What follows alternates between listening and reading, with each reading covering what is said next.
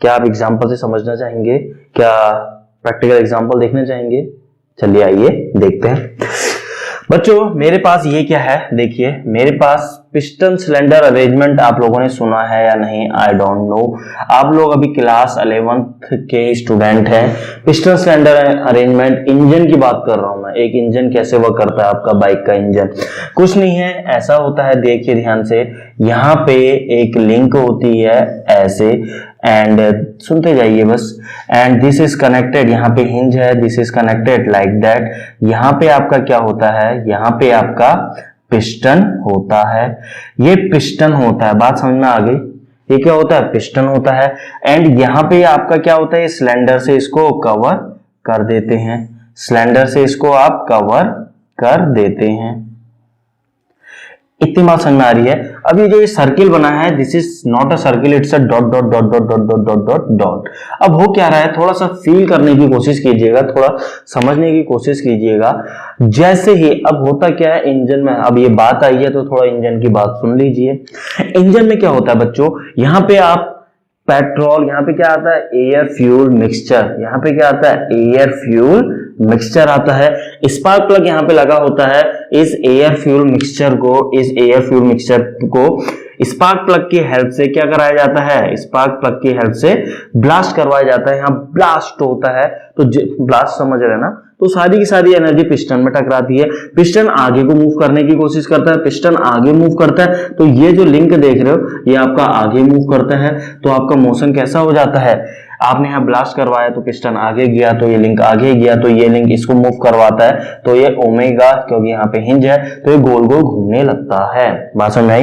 यहाँ ब्लास्ट करवाए तो ये आगे पीछे, इसका मोशन, पिस्टन का मोशन आगे पीछे, यानी रेसिप्रोकेटिंग मोशन हो रहा है, पिस्टन का मोशन रेसिप्रोकेटिंग मोशन हो रहा है। एंड इस लिंक का, जिसको आप क्रैंक बोलते हैं, ये टर्मिनोलॉजी आपको याद करने की जरूरत नहीं है, बस यूं ही बता रहा हूं, ये क्रैंक आपका ओमेगा एंगुलर वेलोसिटी से घूमने लगेगा गोल गोल गोल गोल। अब आपको लीनियर मोशन किसमें मिल गया, रोटेशनल मोशन में मिल गया, और ये रोटेशनल मोशन आप इसको क्या, एक रॉड से, यानी यहाँ पे जो ये रॉड लगी होगी, अब ये लिंक रोटेट कर रहा है कैसे, ऐसे ऐसे, तो यहाँ पे जो ये क्या, कौन सी लगी रहती है, क्रैंक शाफ्ट लगी रहती है, ये भी रोटेट करने लगती है। यहाँ ये रोटेशनल एनर्जी है इसके पास, इसको चेन के थ्रू पीछे वाले टायर तक ले जाइए, ये एनर्जी को पीछे वाला आपका टायर मूव करने लगेगा, इस प्रकार आपकी बाइक रन होती है।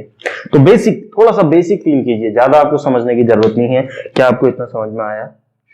चलिए अब बच्चों हम बात कर रहे हैं स्टडी ऑफ मोशन।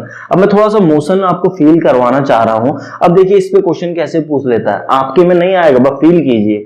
पूछ लेता है कि जब मैंने थीटा 30 डिग्री यहां से रोटेट हो चुका है, मेरा क्रैंक 30 डिग्री आगे, पहले कभी ऐसे भी रहा होगा, अभी 30, कभी 90, कभी समझ में आ गया, कभी 180, तो जब 30 हुआ होगा उस समय मेरा पिस्टन क्या हुआ होगा, आगे आया होगा। बात समझ में आ रही है? इसको और रोटेट करो। अब देखिए उल्टा समझिए, ये अभी मैंने एक इंजन का एग्जांपल दिया। एयर कंप्रेसर सुना है आप लोगों ने? एयर कंप्रेसर में क्या होता है बच्चों, आप यहाँ पे एनर्जी देते हैं, मैकेनिकल एनर्जी, यानी इसको ऐसे करके रोटेट करवाते हैं। जब ये रोटेट होगा तो यहाँ कैसा मोशन ट्रांसफर होगा, आपका रेसिप्रोकेटिंग मोशन। तो यहाँ पे अगर एयर है तो उसको क्या करेगा, ये कंप्रेस करेगा। फील कीजिए, जब आपने इसको रोटेट कराया, आगे गया, पीछे आया, जैसे ये पिस्टन पीछे को आ रहा है, यहाँ पे जितनी एयर है उसे कंप्रेस कर रहा है। कैसे बिहेव कर रहा है, एयर कंप्रेसर। बात समझ में आया? हमने पहले केस में इनपुट यहां दिया, आउटपुट यहां लिया, रोटेशनल एनर्जी आउटपुट ली, आपका इंजन। दूसरे केस में हमने एनर्जी यहां दी, इनपुट यहां दिया, आउटपुट यहां से लिया, क्या किया, एयर को कंप्रेस करवाया। किसकी तरह काम कर रहा है, एयर कंप्रेसर। यानी सेम सिस्टम दो तरीके से काम कर रहा है, एक इंजन, दूसरा एयर कंप्रेसर। बात क्लियर है? श्योर। चलिए, तो मैंने क्वेश्चन क्या पूछा, जब इसने थीटा 30 डिग्री मूव करा उस समय मेरा पिस्टन डेफिनेटली आगे आया होगा। शुरू में लेटर सपोज मेरा पिस्टन था कहां, मेरा पिस्टन था यहां पे कहीं था मेरा पिस्टन। अब जैसे ही मैंने इसको 30 डिग्री रोटेट किया, ये आगे आया। अगर मैं 30 के बाद 40, 50 करूंगा तो ये पिस्टन आगे को आते रहेगा। पहले यहां था, अब यहां आ गया है, यानी कितना इसने डिस्प्लेसमेंट कितना कर दिया इस पिस्टन ने, x, वही निकलवा रहा है। स्टडी ऑफ मोशन, काइनेमेटिक्स में अगर आप ये इंजन पढ़ते तो काइनेमेटिक्स के अंदर इस इंजन में आप क्या पढ़ते, कुछ नहीं पढ़ते, पिस्टन का डिस्प्लेसमेंट नंबर 1। पिस्टन का डिस्प्लेसमेंट डिफरेंशिएट कर दो, पिस्टन किस स्पीड से आगे जा रहा है, पिस्टन की वेलोसिटी। अगेन उसको डिफरेंशिएट कर दो, पिस्टन किस एक्सेलरेशन से आगे जा रहा है, दैट इज पिस्टन किस एक्सेलरेशन से आगे जा रहा है, तो आपका एक्सेलरेशन निकल जाता है। एक बार और डिफरेंशिएट कर देते, दैट्स ऑल, इतना ही यहाँ पे पढ़ रहे हैं। अब वहां पे उस टॉपिक के अंदर जाएंगे तो इस पिस्टन के मास से इस एक्सेलरेशन को मल्टीप्लाई करेंगे, फोर्स आ जाएगा, तो पिस्टन पे कितना फोर्स लग रहा है यहाँ पे फोर्स की कैलकुलेशन निकल जाएगी। क्या आपको चीजें समझ में आ रही है? काइनेमेटिक्स का टॉपिक अगर ये होता तो यहाँ पे x dot x double dot ही निकालते, that's all. Is it clear? क्योंकि अगर यही टॉपिक को आप डायनेमिक्स में पढ़ते तो क्या क्या पढ़ते, देखिए आप क्या क्या पढ़ते यहाँ पे देखिए।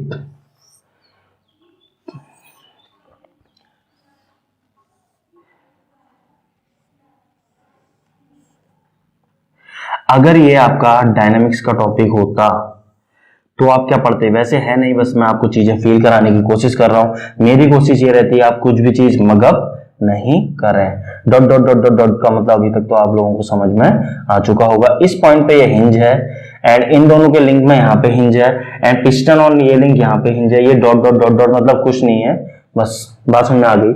अब यहाँ पे देखिए, अब पिस्टन में कितना फोर्स लगा, यहां पे आपने ब्लास्ट करवाया air fuel mixture, spark plug के हेल्प से ब्लास्ट करवाया तो फोर्स लगा होगा पिस्टन पे। तो आप फोर्स की स्टडी कर रहे हैं, एफ फोर्स लगा, अरे डायनेमिक्स के अंदर पढ़ेंगे। एफ ये कनेक्टिंग रॉड है तो एफ कनेक्टिंग रॉड में कितना फोर्स आ रहा है इस इंस्टेंट पे, जब यहाँ पे एंगल 30 डिग्री है 40 वटेवर, तो एफसी आप निकाल रहे हैं, यानी किसकी स्टडी कर रहे हैं, फोर्स की स्टडी, यानी किसका टॉपिक है, डायनामिक्स का टॉपिक है।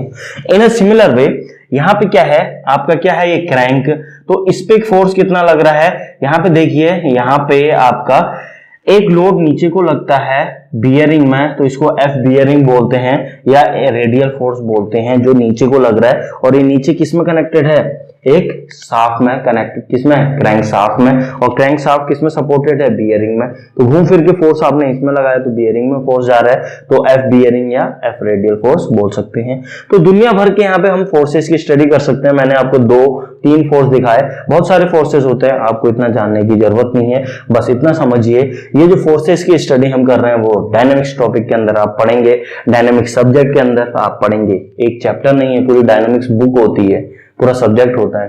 काइनेमेटिक्स वैसे अपने आप में पूरा सब्जेक्ट होता है, लेकिन आपको 2-3 चैप्टर में 12th लेवल पे इतना मोर देन सफिशिएंट। क्या आप लोगों को इतनी बात समझ में आ रही है? श्योर।